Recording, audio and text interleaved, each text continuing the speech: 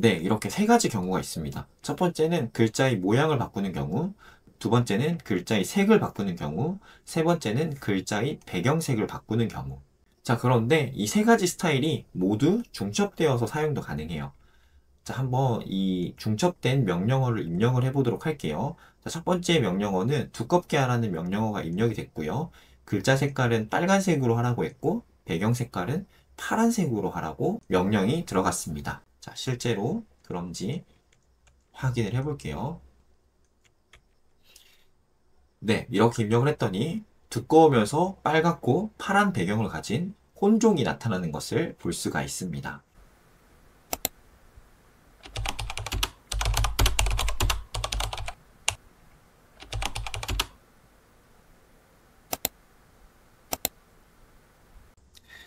네, 반갑습니다. 하다입니다.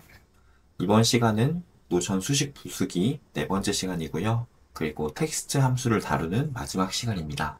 네, 오늘 배워볼 함수들은 텍스트를 반복하거나 아니면 여러 개의 텍스트를 하나의 텍스트로 합치거나 아니면 하나의 텍스트를 여러 개의 텍스트로 나누는 역할을 하는 함수들을 배워볼 거고요. 네, 그리고 오늘 무엇보다 중요한 내용은 텍스트의 스타일을 적용시키는 부분입니다. 네, 그럼 바로 들어가 보도록 할까요? 네, 첫 번째로 알아볼 함수는 repeat 함수입니다. repeat 함수에는 두 가지 입력값이 들어가고요. 첫 번째 입력값은 반복할 문자열입니다. 그리고 두 번째 입력값은 숫자로서 이 반복한 문자열을 몇 번 반복할 건지에 대한 반복 횟수가 숫자로 들어갈 거예요. 네, 예시 문장을 보면 첫 번째 텍스트로는 마이너스가 들어갔고요. 그리고 0번 반복하라고 했어요. 그러니까 한 번도 반복하지 않는 거니까 아무것도 출력되지 않는 것을 볼 수가 있습니다. 실제로도 그런지 확인해 볼게요. 이 수식을 그대로 복사해서 데이터베이스 수식 속성에 입력을 해주면 네, 저희가 예상한 대로 아무것도 출력되지 않은 것을 볼 수가 있어요. 두 번째 예시는 0 대신에 3으로 바꿔보는 건데요. 3으로 바꿨더니 마이너스 기호가 3번 반복되는 것을 볼 수가 있죠. 자, 여기서 이 0을 3으로 바꿨을 때 네, 저희가 예상한 대로 이렇게 3번 반복되었습니다. 네, 세 번째 예시는 이렇게 한 글자가 아니라 두 글자를 줬을 때 어떻게 반복되는지 보는 건데요. 두 글자를 줬을 때는 두 글자가 통으로 반복되는 것을 볼 수가 있어요. 자, 실제로도 그런지 확인하기 위해 여기에 플러스를 입력해 줬습니다. 자, 그렇게 입력했더니 저희가 예상한 대로 네, 마이너스와 플러스가 통째로 3번 반복되는 것을 볼 수가 있습니다. 두 번째로 알아볼 함수는 조인 함수고요.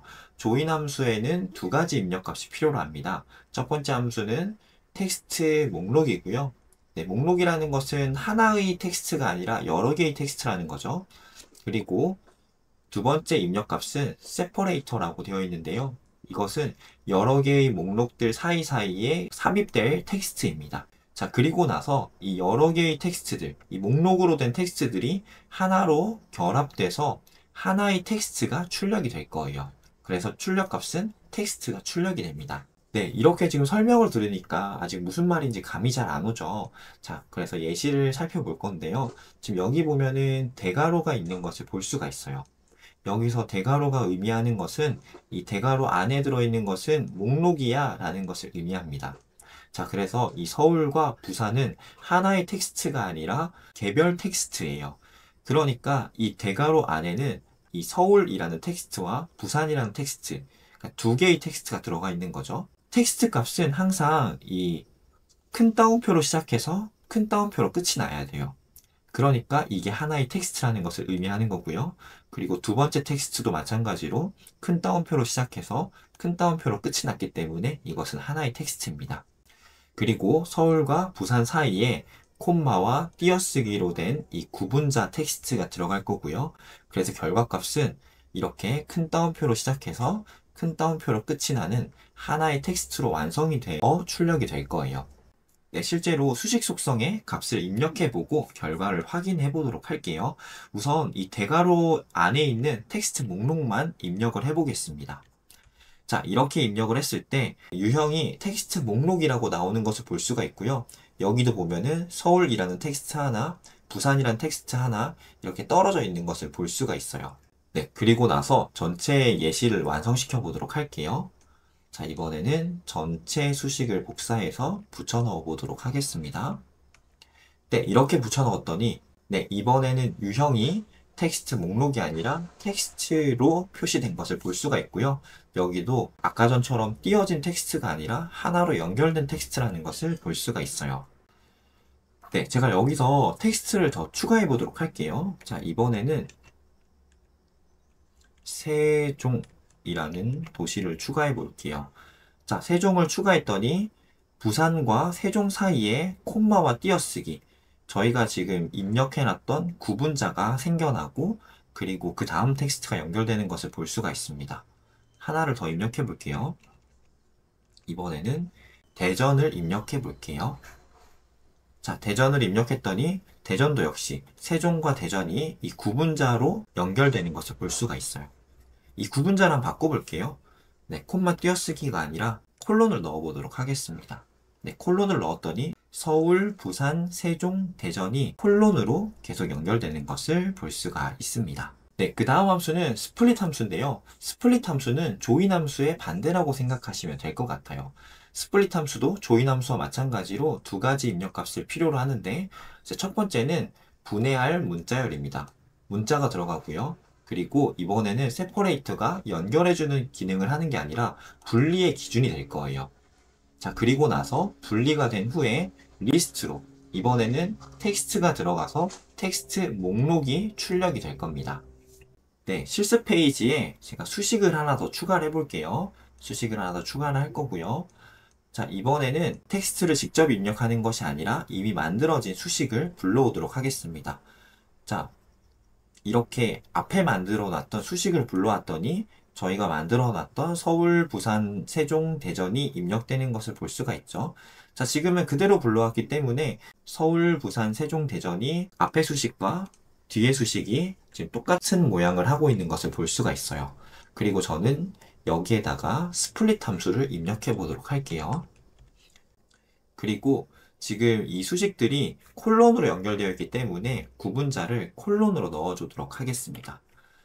자, 이렇게 입력을 했더니 자, 처음 값을 보면 이렇게 연결되어 있던 텍스트가 이번에는 서울, 부산, 세종, 대전 다 따로따로 연결된 것을 볼 수가 있어요.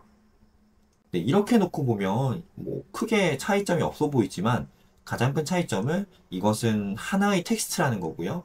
이거는 여러 개의 텍스트가 연결되어 있는 목록이라는 거예요. 아직 일반 텍스트와 목록이 뭐가 다른지 잘 모르시겠죠?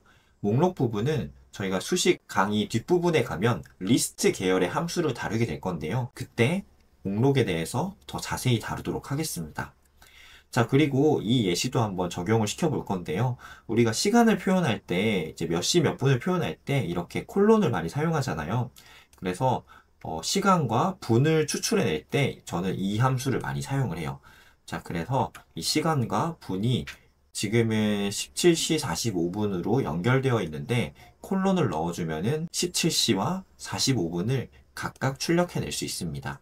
그래서 이것을 통해서 시간을 관리할 때 저는 유용하게 사용을 하고 있어요.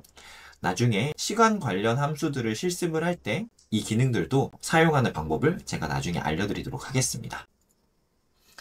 네, 그리고 오늘 마지막으로 알아볼 함수는 스타일 함수입니다.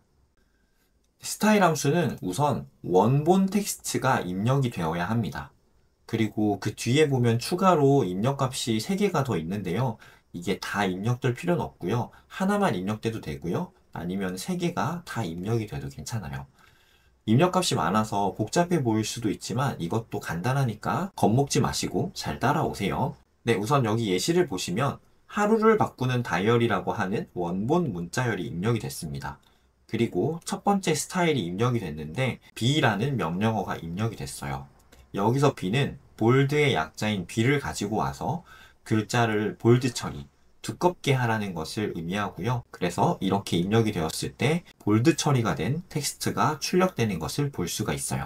자, 실제로도 그런지 수식 속성에 입력해 보도록 하겠습니다. 네, 이렇게 입력을 했을 때 네, 이렇게 두꺼운 텍스트가 출력이 되는 것을 볼 수가 있습니다. 네, 만약에 이 B를 삭제해 보면 어떨까요? 네, 이 B를 삭제해보면, 네, 이 차이점 보이시나요? 네, 두꺼울 때와 두껍지 않을 때 차이점이 보이죠?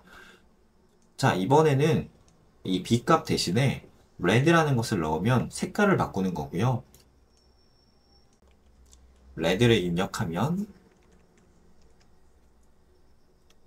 네, 이렇게 빨간색으로 보이는 것을 볼 수가 있습니다.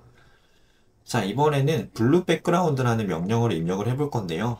자, 이렇게 블루 백그라운드를 입력하면 자, 이번에는 파란 색깔 배경이 생기는 것을 볼 수가 있습니다.